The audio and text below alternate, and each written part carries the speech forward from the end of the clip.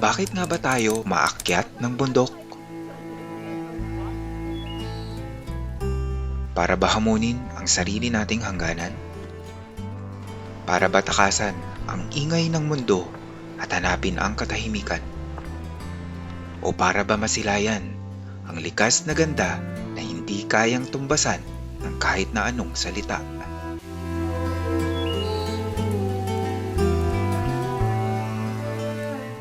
Ako si Felix at ito ang FX Adventures. September 2023, alas 6 ng umaga, kami ay nagsimula. Tahimik ang paligid ng Barangay San Rafael, Montalban, Rizal. Ang plano, akyatin ang 3 bundok. Mga bundok ng Binakayan, Pamitinan at Hapunang Banoy, mas kilala bilang Montalban Trilogy. Ngunit dahil sa ulan at sa hindi magandang lagay ng kalangitan, 2 lamang sa mga ito ang maaaring puntahan. Bago ang bawat pag-akyat, may paalala. Hindi lang ito tungkol sa ruta at sa oras, kundi tungkol sa responsibilidad, sa sarili, sa kasama, at sa bundok.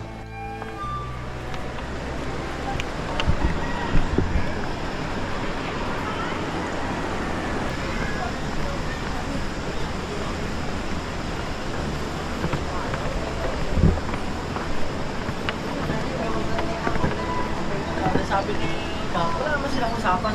Ayaw niya mga top death rate. Hirap nun no, sa pag-umulan no. Opo, madulas. Putik. Tapos may isa rin dito yung tinatawag na naman kaya. Ayaw na daw, sir.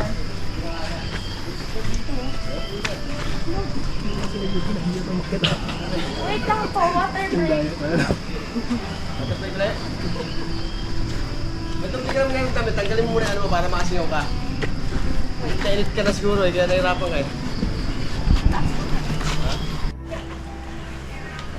Si Ma'am daw, naiiwan pero sanay daw siya mag-abol.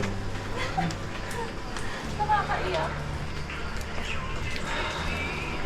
Hindi na 40 minutes. 40. Kasi ganun.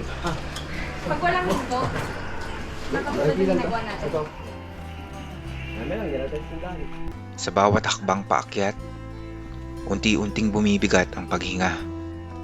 Sumasakit ang mga binti. Pinapawisan ang buong katawan.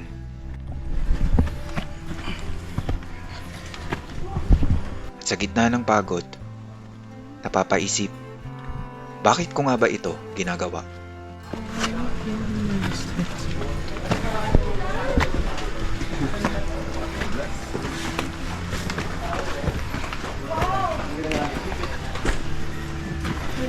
Sa araw na to, hindi lang pagod ang kalaban ko.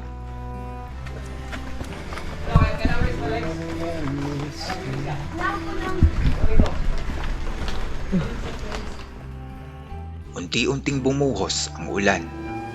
Ang lupa naging putik. Ang mga bato naging madulas. Mas talaga si mapagkaya ng nadulas eh.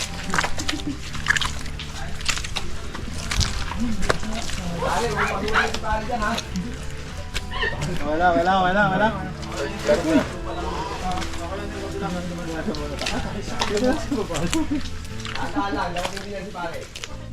Mas naging mabagal ang bawat galaw.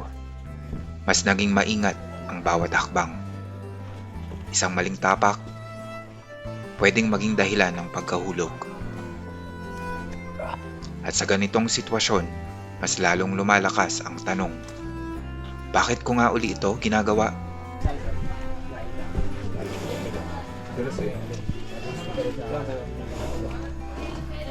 Ikaw, tumudo lang.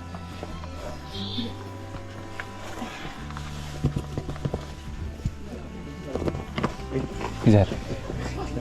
Diyan sa Bapok yan. Dito ka talaga natapos. Ay, ito. Nakita to. Tao na lang ko po yan. Sir, lapit na.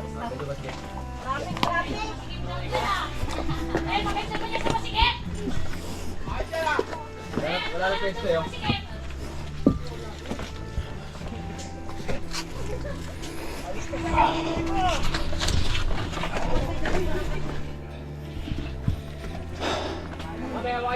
yung kaliwa mo, ayun. Taas pa. Ito? Yan. Hindi. Paalalay lang. Sige ba? Yung kaliwa nyo, ma'am, dun. Ah, hindi abot. Sige, hawak na lang.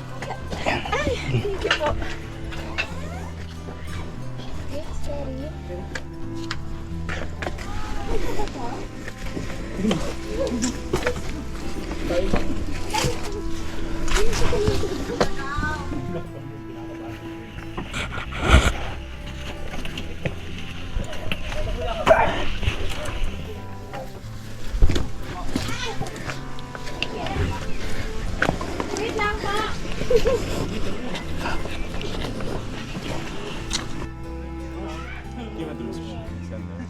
Madulas eh.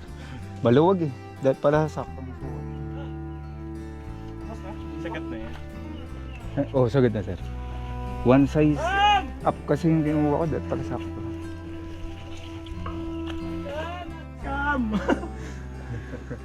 Ang OA daw ng video, hindi naman. Oo naman. Nakakaiyak.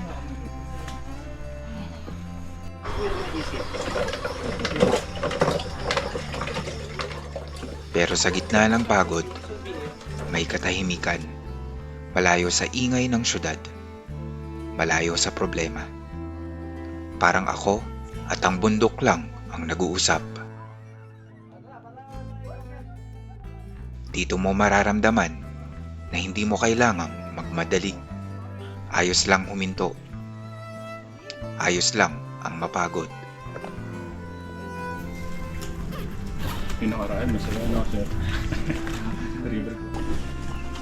Ingay mo kanina.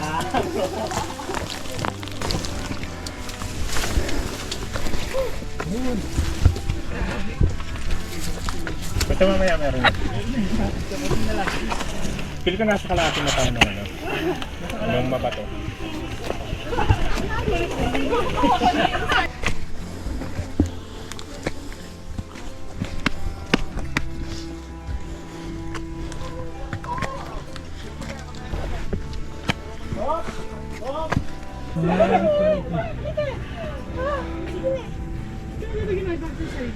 Takot. Habang papalapit sa tuktok, unti-unting nagbabago ang tanawin. At sa bawat pag-angat, mas lalong lumalawak ang mundo. Mapapabilib ka talaga. Ganito pala kaganda ang nilikha ng Diyos. Ganda na hindi kayang tapatan ng kahit na anong litrato. At marahil, isa ito sa mga dahilan kung bakit ako umaakyat.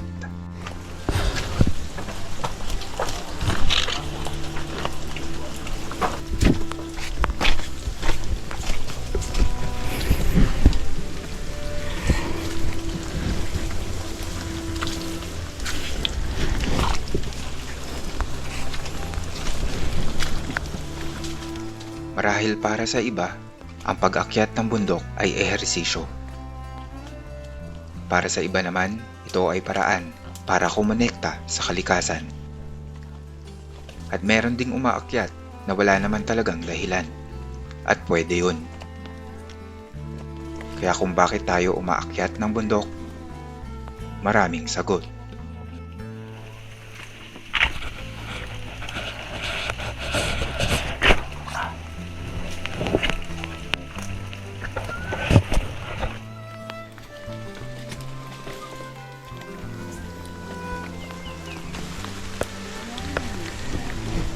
Gumulong yung bato dyan sa kabila eh.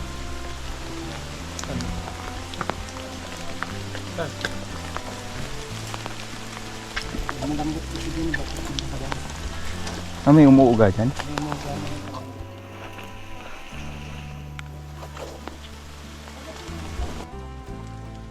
Hindi ako eksperto pagdating sa pag-akyat ng bundok. Iilan pa lamang din ang mga naakyat ko. Sa mga unang beses, parang wala naman talaga akong malinaw na dahilan kung bakit ako umaakyat. Walang bakit, walang dahil, walang malalim na kahulugan. Basta lang umaakyat. Pero habang tumatagal, habang nararamdaman ko ang pagod at masilayan ang kapalit na tagumpay, may nagbabago. Nagkakaroon ng aral. Nagkakaroon ng rason. Tutulis dito, no?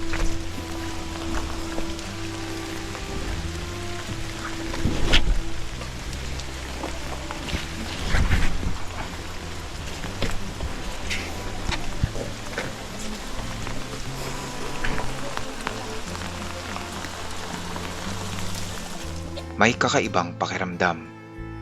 Hindi mo maiiwasang mapatingin sa malayo. Sa lawak ng tanawin, mararamdaman mong napakaliit mo. Pero sa parehong sandali, napakalalim ng iyong pag-iral. Mga bagay na hindi mo kailangan kontrolin, kundi kailangan mo lang hangaan, igalang at ipagpasalamat.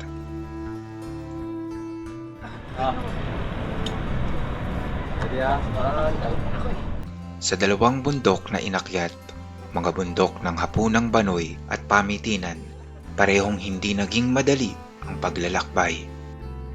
Bago marating ang tuktok, kailangan dumaan sa matutulis na mga bato. Bawat hakbang, kailangang sigurado. At lalo pang naging mahirap dahil sa putik at sa ulan na walang tigil. Sadyang mapanganib kung iisipin. Kaya bago tumapak paakyat, dapat desidido. Dapat buo ang loob na maging maingat at responsable. Ba't ka nabukas? Dapat kasi puti. Bakit nga ba tayo umaakyat ng bundok?